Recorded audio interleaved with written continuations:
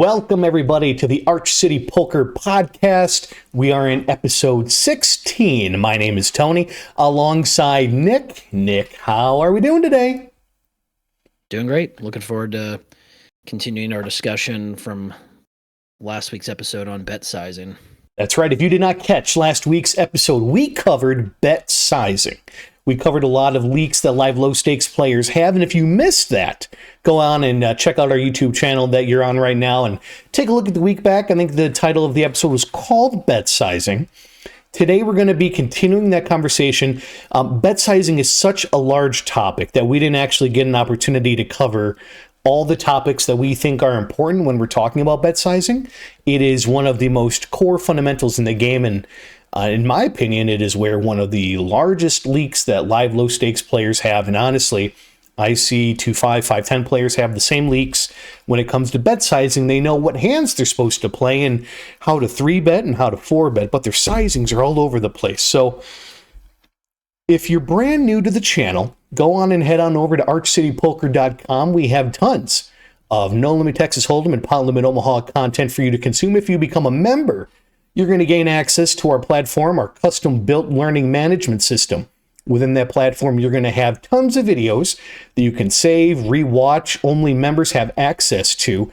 And we upload videos pretty frequently. So as you're on there, you're going to see updates and notifications in your inbox that more content is being uploaded. So, Nick, we're going to dive in to bet sizings part 2. And one of the topics I really wanted to cover last week that we didn't get an opportunity to cover was the topic of bet sizing in 3-bet pots. With the Arch City Poker kind of game theory in place, we're usually going to be the aggressor more often than not. We're going to be the individual raising first in. We're going to be the individual that's oftentimes 3-betting the most at the tables that we're at. And when we're 3-betting a little bit more frequently than the rest of the table's usual adjustment is they just call too wide. They're not ever going to 4-bet unless it's aces or kings.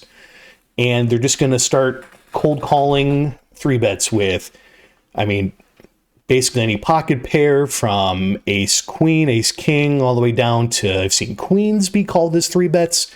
So, Nick, when we're talking about bet sizing at 3-bet pots, what changes, if anything at all? When we talked about bet sizing before, we are checking when we're out of position, when we're like doing first raise pots that aren't 3-bet pots.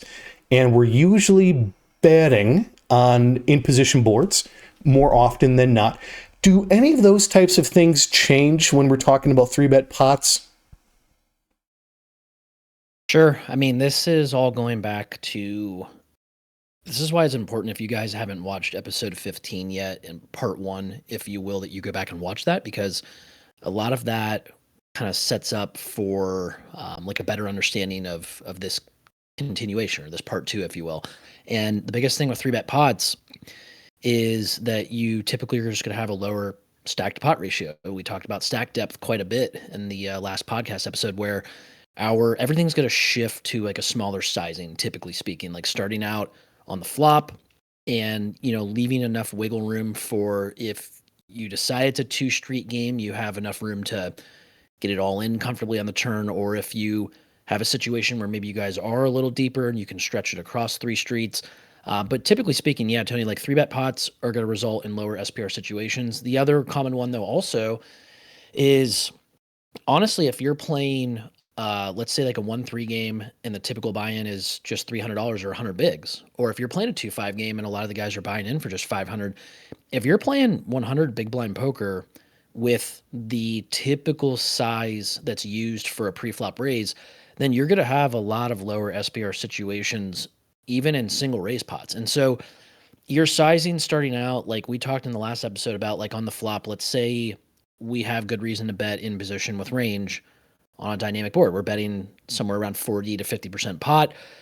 If I have a much lower SPR, I'm closer to maybe like quarter to third pot. If we are really deep, I don't try to get too far above 50% pot, but you can make an argument to start doing that. So you can see how this is all very dependent on stack depth. And, as you get to turns and rivers, it kind of depends on if there are dynamic runouts, static runouts. You kind of have to just, like we said, you range your opponent, figure out where they're at, and then you size appropriately with the hand that you have.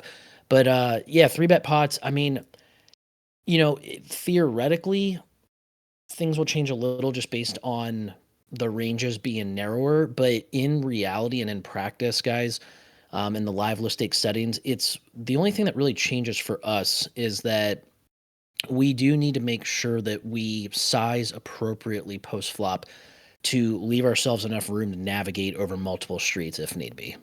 Okay, that makes a lot of sense, and that lines up pretty closely to kind of how we talk about our pre-flop and post-flop play, just even without 3-bet pots, where we're looking at stack sizes. We're trying to determine like what the SPR is, so we can use that to kind of help us determine what our bet sizing is going to be. So, Nick, this is going to be a little bit more into like flop dialogue and talk, but I think it's important. So we're talking about 3-bet pots, and if we were to more or less range our opponent, so let's pretend that middle position opens to $15, folds to hero on the button with ace queen suited. We elect to make it, let's say 45. They have a $300 stack in a 1-2 game, so they got they got 150 bigs. Okay, not too shabby. And it folds to that middle position player, and they go ahead and make the call. And the flop comes king high, king 7x, no spades. And you find yourself being in position, knowing and understanding that we probably want to lead with a bet here. But we're also running into the dilemma of, if we're trying to range our opponent, well, we're probably going to have a lot of kings in their range as well as our range. The only hands that we can really take out of their range might be pocket kings, because we would assume that they would maybe 4-bet with that hand, but we can possibly leave something like ace king in their hand range, because at live low stakes, a lot of players, they get a little nervous when the money starts going up there. So unless they know they have aces or kings, they kind of pump the brakes a little bit. So if we're talking about bet sizing, what changes if we think our opponent's range is a little more narrow? And do we change our bet sizing strategy because of that? Or do we continue as normal and we just base it off of what their stack depth is? Sure. Yeah, I mean, stack depth will always matter. It just all goes back to trying to figure out as quickly as we can if our opponent is capped or uncapped. And so Tony pointed out that this is a 3-bet pot situation, and in theory, we should have more strong combos that are king X centric than our opponent, because our opponent should be 4-betting ace king, be actually 4-betting king queen suited, king jack suited as a bluff, king 10 suited possibly as a bluff. They should be 4-betting kings, obviously, but a lot of our opponents will possibly not 4-bet any of those hands. I've seen in tighter live low stakes environments where opponents will actually show up with kings in that spot. It's rarer, of course, but yeah, you'll see a lot of ace kings still. You'll see a ton of king queen suited, king jack suited, etc. So if you believe your opponent is not capped or uncapped, if you will, it doesn't mean that you can't bet, but it's a situation where sizings need to likely be smaller, because you can't essentially risk more or put more out or put more into the pot when you're a little bit more vulnerable yourself, just because your opponent is uncapped. So, in that specific situation, like let's say it is like king 7-4 or whatever you said it was, Tony, and if my opponent checks to me, that's a little bit more of a static texture where I actually will be checking a ton of stuff that's worse than ace king there. But let's say I had reason to believe that I have an opponent that I can get to start, like I can get them to start putting money in the pot early, but then let's say they're like a habitual folder on later streets, like they're too tight of a player, like they're too scared of a player on turns and rivers.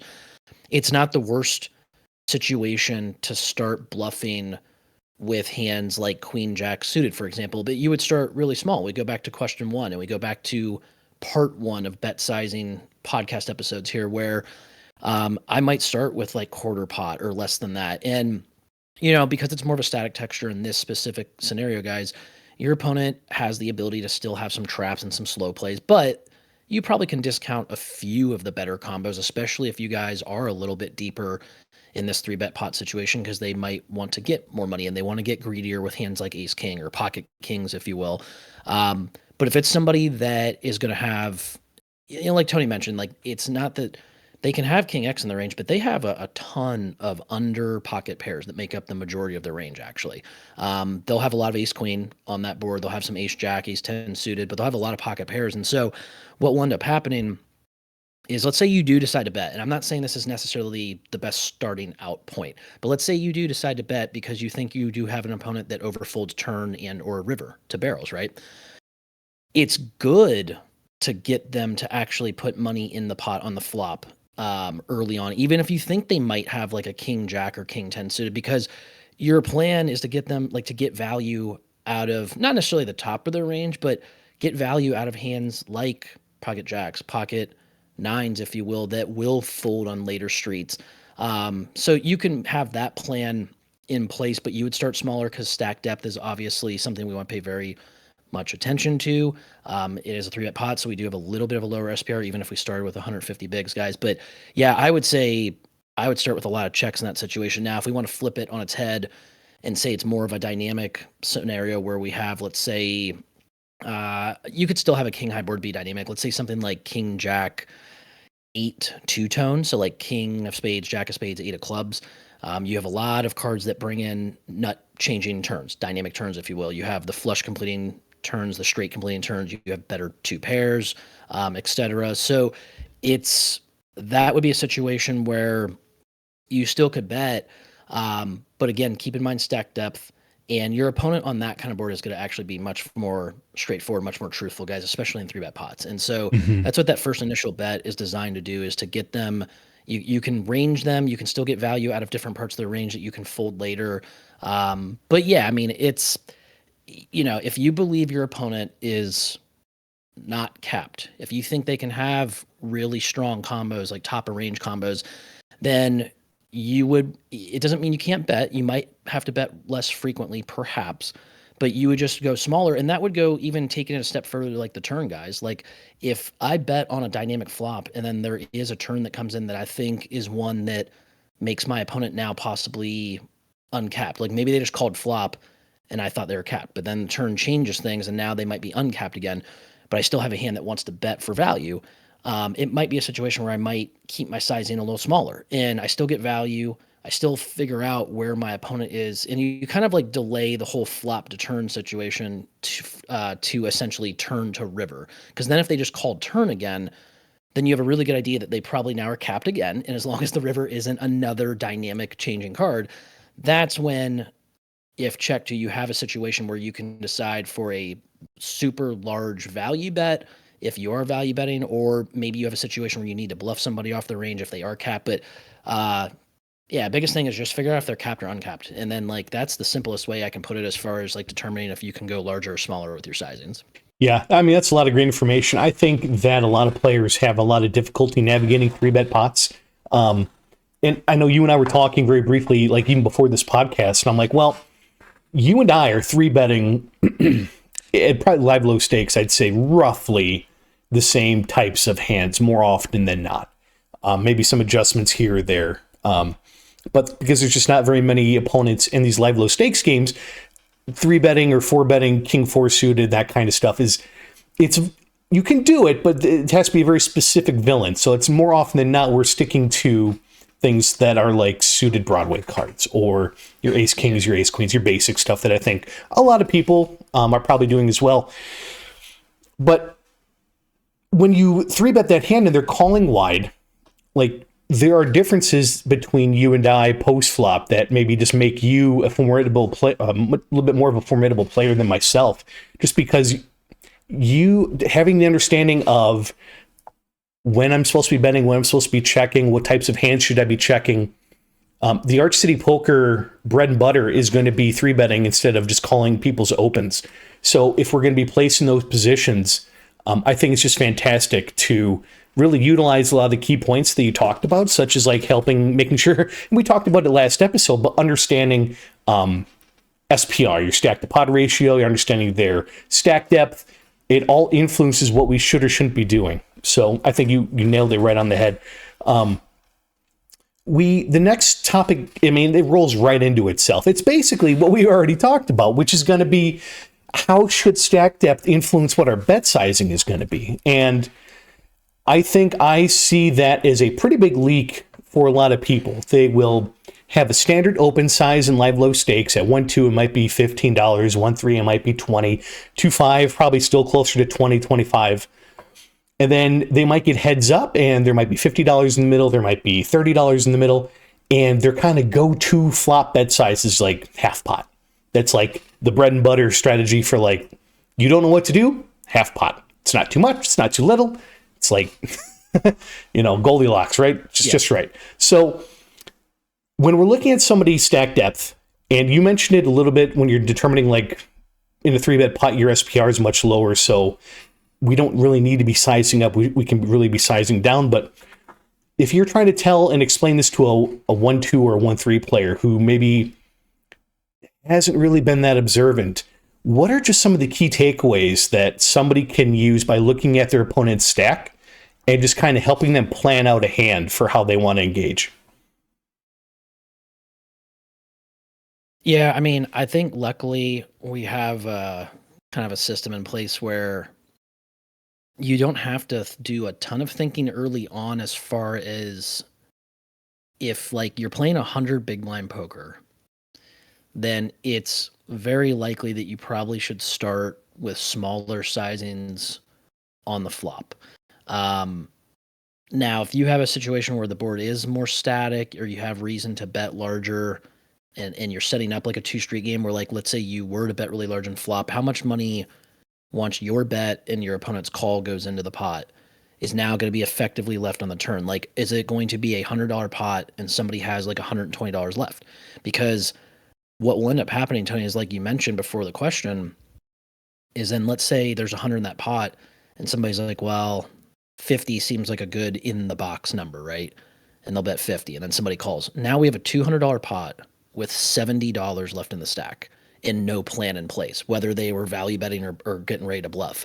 So you kind of want to line it up to where, if you're going to have essentially, like, you want to set up comfortable situations for, depending on what you want to accomplish out of your hand. And that's going to be based on how you range your opponent, going back to that. So if I am out of position, for example, and I get a large check raise in a higher SBR situation, and my opponent calls, and now I have 2.5x left on the turn, I now have to decide to put in a number that leaves roughly around 1 or so, maybe a little more if I feel like I'm going to need the bluff river a lot, maybe a little less if I think it leaves a comfortable spot to value bet. Or do I just put 2.5x in all in on the turn and just take away the river option and put max pressure in that spot? So it's a little fluid. It's hard to give you guys like a very easy paint by numbers game plan via just a short podcast episode like this. But you simply want to make sure that you understand effective stack size and how each bet that would go in, and starting on the flop. Like, if you put in a bet and your opponent calls, like, how much is that going to leave on the turn? And is that going to leave room for not only turn play but river play as well? Mm-hmm. And I think the easiest way to do this is, Tony mentioned in the last episode that was funny that like, for example, you could just get a deck of cards out and you could just practice like scenarios where you have 2 hands lined up. You first learn to range like what your opponent would do based on their action, but give yourselves effective stack sizes, like different stack sizes, and really like take notes when you do play live. Like, record a hand history and make sure that you have the specifics in the hand history. Because I see a lot of players will be like, well, I raised ace king in the spot, I don't remember roughly what he had. That's not good enough. Like, you need specific suits, because those matter. And you want to have specific stack sizes so that you guys get some hand histories in, and you can see where you made mistakes, or you can kind of see where maybe you got it wrong with the math, or maybe you're not even paying attention to that at all. But it's very important that you try to plan the handout, and it starts early, almost immediately, really, not almost, like it starts immediately on the flop, guys. And like, try to plan the handout, try to work the math out, and how many streets of play are likely going to be left. Like, 'cause if it's a really low SPR situation and you figure out that your opponent's uncapped and they probably have like a lot of top pair hands, you're not going to get them off those hands, right? But if you have a really high SPR situation, then you're going to have the room to maneuver and probably get them off of like a lot of top pair hands. So you can see how like a lot of, depending on what your opponent has, it's more important like how much money you guys have left behind. So you need to learn how to plan that out, and that takes some time. But like I said, record some hand histories. Do simple things like you can get a deck of cards out. If you have access to online play, you can record like screen record your session and go through that and try to see how good you were at planning the hand out, ranging your opponent, figuring out stack depth, and like what sizings you would use to set up certain like stack to pot ratios moving forward to Turn and River. That would be my best suggestion in a short podcast episode like this, Tony. Yeah, I mean, those are good. And you're exactly right with the, the example that I had with, how I would try to figure out stack to pot ratio. Two things came to mind when you were talking, and I think they're going to be helpful. And the first one is just kind of like a tips and tricks for your tool belt. It's something that I do, not that maybe everybody does, but something that I do when I'm at a game or it's a pretty aggressive game or I'm paying attention. One of the habits that I always get into relative to understanding like people's stack size is if somebody opens, whether it's 1-2, 1-3, 2-5, they min raise it, they limp, they 3-bet, they do whatever. The first thing I do before I even look at my hand is I look at the stack sizes of all the players that are involved in the hand before I even look down at what my two cards are going to be. Because it's going to help me just very quickly kind of understand what I should be doing with my hand instead of looking at my hand and then looking at everybody's stack size. I think it doesn't put as much pressure on you, or it doesn't feel like all eyes are on you if maybe you're not used to looking at stack depth. So if Under the Gun makes it 15 and we're sitting in the button, the first thing I'm doing is I'm just looking at their stack size. I'm like, okay, do they have 200, 300? Do they have $50? Do they have $1,000? What am I working with? So when I look down at my hand and I see, I don't know, pocket sevens, right? We talked about small pocket pairs, or this is a middle pocket pair, but if they have $1,000, well, we have a lot of room. We have a couple different options we can do. If they have $50 and they open for $15, our options are really basic. They're very limited. We don't really have much of an option to do anything. It's probably just going to be a fold, right? When stack sizes are that low. And that's an extreme example, obviously, but we're just talking about understanding, stack sizes when you're a little tip and trick when you're playing in a live low stakes game is look at everybody's action and like look at their stack size before you even look at your hand to kind of help clear your brain a little bit. Yeah, Tony, I'll interject real quick and add to that, and Tony's bringing up a really good point, guys, that like the best, like I'll give you guys like even I won't know if I call it like a quick, like cheat sheet, but like, for example, if you're playing 200 big blind poker, that's a situation where if you think that you have a superior skill set to your opponent, like, and I'm talking especially post flop, then the pre-flop hands you would choose, and mostly in position, like let's say you were going to 3-bet, you'd be able to 3-bet with more room to play post-flop and use your skill edge with hands that can make straights, flushes, two pairs, like it would be like a lot of the suited connectors, some suited gappers, some ace-x suited hands, the pocket pairs. But if you're in a situation, this happens a lot, and Tony and I can attest to this, where like if you play in a room where like you're playing a lot of 100 big blind poker with really large raise sizes, then it's really hard to like essentially realize the equity that is your skill edge, if that makes sense. Like it's more about entering with the right kind of hands to be on top of your opponent and like essentially pip your opponent. So like if I'm playing like effective, like if I look down at 7-6 suited guys and I'm in the cutoff and I'm facing a raise from somebody in early position, it's not as simple, and it shouldn't be as simple or as rigid as, okay, I have 7-6 suited. Let's say, for example, like a lot of you guys would say, that's a good hand that plays well in position or multi-way. Like this is a calling hand.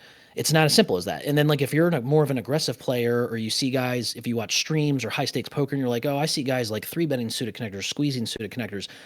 It's not as simple as just like, oh, somebody raised and now I'm going to 3-bet 7-6 suited. Tony's exactly right. Like you want to understand what kind of game you're in, like what stack depth are you in, more importantly, like how much does that guy have left behind with you?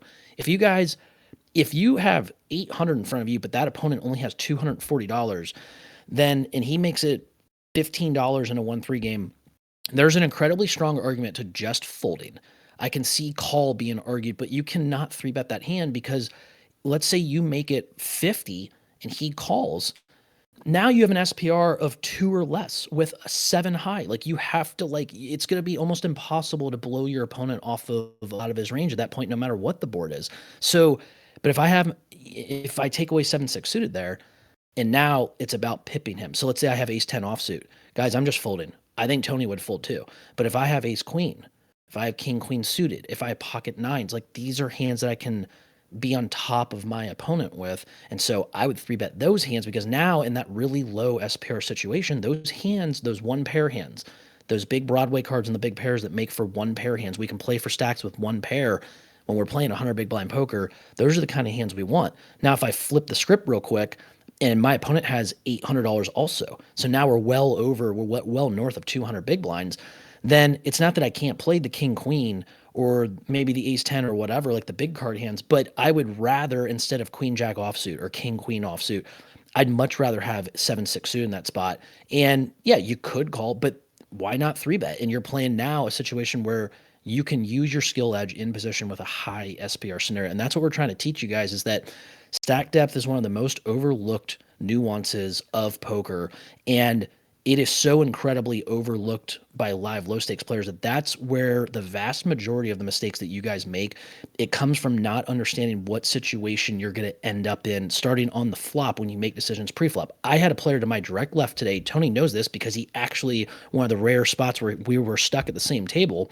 I had an opponent that had 40 bigs effective in front of him, and he called a $20 pre-flop raise in 1-3, and he ended up having to fold the hand on the flop. He ended up telling me he had pocket fives, and he mentioned, I keep getting all these pocket pairs, but I just can't hit. Okay, if you're putting in $20 of $120 stack, guys, to set mine, this is what we talked about in previous episodes, like, you have a very flawed fundamental understanding of stack to pot ratio and stack depth and what kind of hand plays well in that scenario. That guy should not be calling with pocket fives. He should be folding. Instead, he should take a hand. He should wait. Unfortunately, he's going to have to wait with that shallow of a stack for a hand like ace king that he can now probably honestly just 3-bet jam with, guys. Like, you can see how there's just vast, like, stark differences here. So yeah, Tony, I just wanted to add on there. I think this is an incredibly important topic. It's honestly, of the 16 episodes we've done now, bet sizing, in my mind, and understanding stack depth and how to size based on stack depth and what's left, what's going to be left on turns and rivers. This is where I see a huge difference between a very good player relative to the stakes that we're talking about and a very mediocre to poor player. Yeah. And I think we talked about this, I can't remember what episode it was, but basically, if you're sitting at a table and you're just kind of taking a look at around everybody's stacks, and you're at a 1-2 game and everybody seems to be like 50 bigs or lower, or like 75 bigs, I would take a look at it around at the room and try to find a table that's a little bit more deep or gives you an opportunity to be deeper. Game selection is going to be extremely important. And when we're talking about trying to set up a game plan that's based off of like stack depth, well, we certainly don't want to be sitting at a table where everybody's shallow. It's not going to give us a lot of maneuverability. And like Nick was saying, people just aren't going to get away from their top pair hands. We want to play high SPR games and have an opportunity to utilize the tools in our belt, like 3-bets. It's a lot harder to do that as stacks are kind of smaller. But Nick, the next super common environment that people find themselves in are bet sizings and multi-way pots. And I think we talked a little bit about it last time, and I think we need to get maybe a little bit more context to it as far as how we navigate bet sizings and multi-way pots, when I think we can understand what we do maybe when we're out of position, but if you're in position and your hand is pretty strong, you still feel the urge to bet. But if you're going 4 or 5 handed, it just complicates everything a little bit. So Nick, how do you navigate multi-way pots with your hand ranges, whether you smash the board or not? Yeah, so this is a topic that I think multi-way play in general frightens players. I think that they actually overcomplicate it a lot of time, because it actually makes everybody mathematically supposed to be, like, honestly a little more straightforward and a little more polar. I don't want to get too much into the weeds of like the poker terminology and such, but I'll keep it incredibly simple for you guys. And this is the kind of thing that you would get over at archcitypoker.com, where when we're multi-way, the way that I, in a vacuum, approach betting is I'll shift my sizings generally to be a little bit smaller than what I would heads up. The reason for that is we talked about, is our opponent capped or uncapped? Well, when you're multi-way, it's obviously much more likely that somebody is uncapped, right, guys? Like, it's just more likely somebody can have a really good hand. So that's a situation where we can't risk as much. Like, we don't want to undercut ourselves too much there. We accomplish a lot of the same goals by betting less, whether we're value betting, and we're going to still find out a good amount or a good bit about our opponent's range early on, because multi-way, our opponents will play much more straightforward. They're not going to be as many traps. Like, the board would have to be really static, and you do need to be mindful of that. If it's a very static board, opponents will get very trappy multi-way because they think there's a really good chance to trap somebody because there's more opponents in the hand. There's definitely somebody that they might get on the hook. But if it's not such a static board, if it's like quite the dynamic board, you don't have to worry about that. Like, your opponent's gonna be very straightforward. So you can use smaller sizings when you're still value betting, but even when you're like starting out with bluffs as well. And you don't have to have as many of them as you would heads up, but the small sizings will actually apply a lot of leverage, guys. Because if you think about it, like, let's say there are 3 opponents in the hand and I'm on the button and they all check to me. Well, it's a situation where somebody might say, well, we need to bet really large to get everybody to fold in this dynamic board, right? No, wrong. We can bet like third pot, for example, and the 2 players that are out of position now to, let's say, the cutoff and myself, like, they're sandwiched in between myself and another player or whatever, then they have to worry about everybody else still left to act in the hand. So they have to act much more straightforward. They can't get as trappy. Like I said, they're going to act much more polar, and bipolar, like, again, meaning like more bluffs or nuts, but they're generally going to be unbalanced towards nutty combos if they fast play them. So smaller sizings work really well, again, for risking less but accomplishing a lot of the same goals for ourselves, and then they apply a lot of leverage. And you still can range opponents collectively, guys. Like, let's say on a dynamic board, you get 2 callers to a turn. If you get like a neutral or brick turn and they both check to you, okay, now we have the green light to probably put in a really large bet if we feel that we have the stack depth and the kind of hand to do so with. So you still can have like uncapped scenarios multi-way, but you need to figure out where your opponents are collectively. And that's definitely tougher as you progress through the hand. You'll typically start to lose players as the hand progresses, of course. But yeah, Tony, I just start out by shifting my sizing smaller and not being as ambitious, like with my bluffs. Like, I wouldn't take, for example, like, I don't know if I would take air and just barrel it off multi-way. Like, we don't have to do that. I would be a little bit more selective about what I choose to start betting with. But if you guys are going to bet for value, don't be afraid to still bet for thin value. It's better than being afraid and checking and letting all your opponents realize all their equity. Like, they're going to let you know where they stand, but you can shift your sizings down and still accomplish a lot of the same goals you would with larger sizings by just risking less. Yeah, the biggest leak that I see players make when we talk about multi-way pots is they'll oftentimes lead into the field. So, for example, if let's pretend they cold call the $15 bet with ace king. Let's just pretend, because live low stakes players do all sorts of crazy stuff. You're in the big blind. There's maybe a bunch of action ahead of you. You just don't want to overcomplicate things, and then you're just going to cold call with ace king offsuit or suited. It doesn't really matter for the context of this example. And the flop comes king high with 5 people in the middle.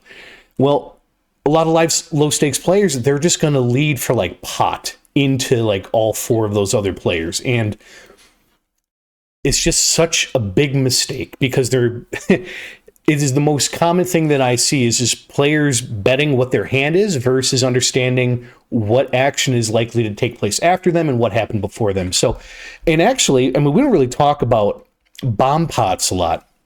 If you don't know what a bomb pot is, everybody, it is basically where you're skipping all the pre-flop action. Everybody puts in an ante, like a tournament, but like, let's pretend it's a $10 bet. Everybody just puts in the middle. You skip all the pre-flop action and you start from the button and you start on the flop. In bomb pots, I see all the time, which happen usually at card clubs, maybe in Texas, that kind of stuff. But when they've connected with the board, they just lead into everybody. They just let everybody know what their hand strength is. Their sizings are usually a pretty good giveaway. But in retrospect, they also have to get through the other 7, 8 people that are in the hand who haven't done anything yet. And I know it's just kind of like a black and white example, but it is the most broad example of like what I see regularly from people, which is in bomb pots or when there's action left, they just take what their hand strength is and they just run with it. If you're out of position, at least what my bread and butter, what I would tell if you take somebody on as a student and I were to kind of help them navigate multi-way pots, we're checking most of our range from out of position. And depending what our hand is and like what we've seen in position, we can lead, we can bet into everybody, but it's usually going to be for a very small sizing because again, we are still trying to get information. We're not just going to rip a hand that we think is the nuts. We're trying to figure out where everybody is. Is it going to be raised? Is everybody going to call? Is everybody going to fold and you just take it down? Because people don't like to go deep in multi-way pots. So I would just say out of position, Nick, and you can add to this if you like to, but out of position, you just can do a lot of checking. In position, you're just really, the more people that are involved in the hand, the more you just kind of have to have a hand, right? If there's 5, 6, 7 people, we're just not, if it's heads up, you're betting more often than not when you're in position. When it's multi-way like that, we can do a lot more checking and kind of realize our hand's equity because there is so much action that could happen. But yeah, I'll add, there's 2 things I can add to that. So one, guys, is that Tony's right as far as like the more multi-way you are, the more checking you're just going to do in general, but especially out of position. But I will say this, if you have a very static texture, so like to me, like you could go into textures, but it's more just let's even dumb it down even further for a lot of you. Like, is it a spot that's likely going to get bet or not? So let's say the board is king, 7, deuce, club, club, club. And you guys raised under the gun with ace, queen of clubs. So you flop the stones and you have 4 other opponents in the hand. Theory would say, yeah, it's not really a spot that we probably do a lot of checking range in theory. Cause like it's hard to bet with a lot of combos there and like put yourself in basically profitable situations moving forward on turn and river. But like, guys, that's a spot where like live low stakes, like if anybody has anything, like if they have a worse flush and we have a lot of money left behind or somebody has a set or top pair, like we just want to start getting money in now. So like you have to think to yourself, is that a spot that's going to get likely bet a whole lot? Probably not. Like the monotone boards, king high, ace high, like really dry boards, like they probably don't get stabbed a whole lot. So that's a situation where like one of the rarer ones where you could put money in. Now, this is where you guys like see, this is why like poker is so much like I would say like an onion, and there's so many layers to it. And the more reps that you get in and the more that you watch podcast episodes like this, or the more that you take the time to go and learn from a trading site like archcitypoker.com, the more confident you'll be in more situations. So I'll give you another one that, you know, we would say, for example, a lot of times we talk about checking range out of position on dynamic boards, and that's especially true if we have deeper stacks. But like 100 big blind game, for example, you could argue start betting more often because you could go for 3 streets and comfortably get the money in yourself, especially against a passive population, right? Let's continue with this multi-way scenario, guys. Let's say that you made it 15, or let's say like there's a button strat or something, and you made like a larger size. You made it like 25 pre-flop and you get 4 callers. Now all of a sudden there's $100 in this pot and you have an SPR of maybe, let's say 2.7 with like 1 or 2 of the players. If they have like $270 effective, maybe a couple of them only have like now like $200. It's just an SPR of 2. Maybe it's even lower. Maybe it's a 3-bet pot situation. It's multi-way and you have an SPR of 1 and you're out of position, dynamic board. The lower the SPR is, guys, the more incentivized you are to probably just put the money in as quickly as you can and realize the equity of your hand. So if I have a situation that is, let's say, 9-8s, I'm trying to think of like one of the worst flops you could think of for like the classic, like you have the overpair, but then a really, quote, scary board comes, like, right? So guys, let's say it's like 10-9-8, diamond, spade, and you've got ace of clubs, ace of hearts, and I have 4 opponents in position on me, but I only have an effective SPR maximum of, let's say, like 2.5 with one of them. Maybe it's like lower with the rest. I would just put all the money in there, guys. Yes, some of the time you're going to run into straights or 2 pairs or sets, but if your opponent has any kind of pair plus draw, any flush draw, like they're never folding that situation. And it's profitable for you guys to get it in and realize your equity right then and there with that hand. But let's say you flip it on its head, you raise the 15 under the gun and 1-3, you get 4 callers. Let's say you're in a very high action, deep stack game that's been going on for hours. And let's say let's say the SPR is 10 minimum, 10, 9, 8. Guys, like Tony said, we're checking range, dynamic board, high SPR out of position there. I don't care if you have Queen Jack, we're still also going to check, but we're probably going to go for the huge check raise at that point, and that will help.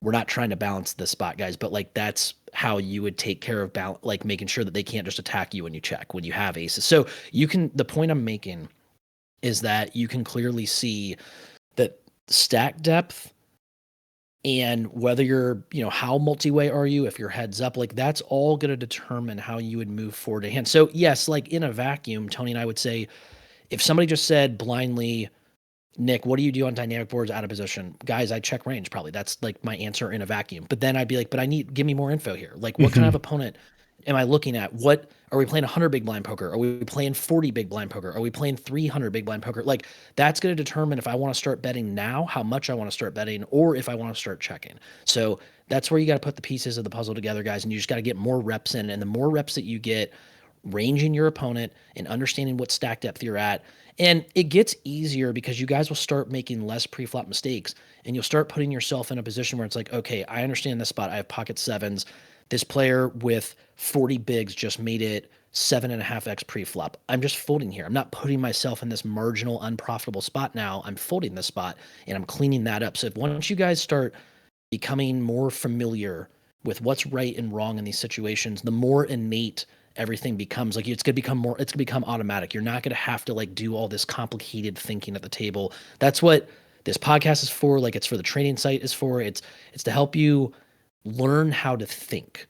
Learn how to think through the hand, understand range your opponent, understand stack depth. If you can get those 2 things correct most of the time, you guys are going to print. You're going to kill the players that you're going to murder. You're going to kill the players you're playing against. So yeah, Tony, I think it's just, it's a really fascinating conversation once we get into multi-way and how that can change things. But it's stack depth and ranging your opponents is still the core principles that we want you guys to understand. Learn how to think through a hand. Yeah. I mean, Nick nailed it. I think if you're an inexperienced live low stakes player, it's not your job to take all this information and then just start doing it perfectly at your live local games. It's to take the concepts, try to implement, pick one, navigating multi-way pots. If we're going to do one thing right this session, if there's, 3, 4 more people in the pot, let's just make sure that we are maybe checking a little bit more out of position and we're evaluating stack sizes a little bit better to figure out if we can bet in position. Just take one aspect of each of these podcasts, try to implement it into your game. If we're talking about 3-bet pots, what's the first thing we should be thinking about? What's the SPR going to be? It almost doesn't even matter what the flop is. What matters is what the SPR is and what the stack depth is, because that's going to tell us what options, like what moves we have next, like a video game. Like we're going to do A, and now because we did A, it's going to branch off, and now you have these 2 options. So it's going to be like that for all the little decisions that we're going to be making. But Nick, I think you hit it right on the head. And I think that's going to wrap up episode 16, which is going to be the continuation of episode 15. And again, if you're brand new to archcitypoker.com, go on and head on over to the website. If you're watching this video on YouTube, go ahead, like, share, and subscribe. Leave a comment. Let us know what you think. Tell us what information you would like to hear that you didn't previously hear. But otherwise, Nick, any parting words? Any last thoughts? No, I think we honestly did a great job over parts 1 and 2. And if you guys have any questions or comments, like Tony said, just let us know and we'll clarify anything for you. All right, everybody, it's going to wrap up episode 16 of the Arch City Poker Podcast. We'll see you next week. Have a wonderful day and take care.